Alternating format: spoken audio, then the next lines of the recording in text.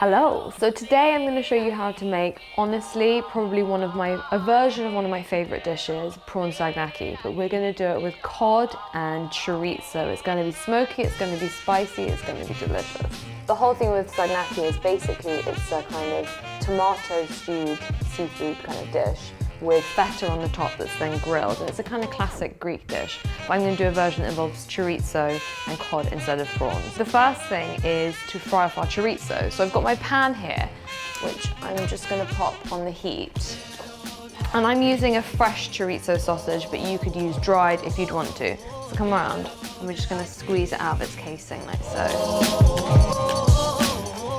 So what you want to do is just use the back of the spoon to break apart your chorizo like this. And then I'm also going to add garlic. I've got 4 cloves of chopped garlic and half a red chilli. I'm going to add our spring onions. So I'm going to add some tomato paste, and you want to add this first because you want to fry it off a bit before you add the chopped tomato and the white wine. I use the back of my spoon, mix it into this. I'm going to add our oregano as well. So now I'm going to deglaze the pan with the white wine, 120 ml of white wine. So we're just going to simmer that for a couple of minutes, and then we're going to add half a tin of chopped tomatoes. And I've actually bought chopped tomatoes which have got basil in, because I thought adding a bit of extra herbs is not a bad thing, but you can use regular chopped tomatoes if you prefer. It's good to season as you go along. And we have our cod fillets here, and what I'm just going to do is I'm going to cut each one into 4 pieces. I'm going to add a tin of chopped tomatoes. We're going to bring that to a simmer, and then we're going to add the cod. I'm going to have a little taste, just to check the seasoning and herb situation, see if I need to add anything else before I add the cod. Oh, that's good. I would eat that as it is. That over rice. I'm now going to add the cod fillets straight into the pan. I'm going to keep the heat on a kind of nice medium, and we're going to let it simmer for like a minute.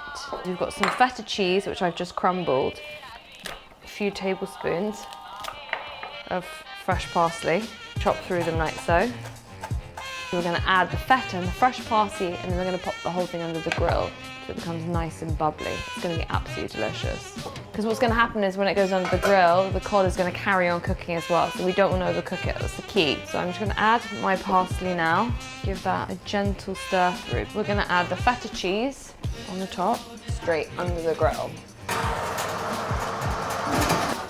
Superb. So the feta is like nice and melted, it's bubbling, and kind of golden on the top, which is exactly what we want. I'm just going to finish with a few fresh basil leaves. Just cut a piece of bread, toast it, rub a bit of olive oil and garlic on it, and it's the perfect accompaniment. Do subscribe, absolutely check out this recipe, and let me know what you think in the comment box below. You can also try it with prawns as well if you prefer. That's a nice alternative too. But yeah, absolutely, what a corker. I'll see you guys again next time.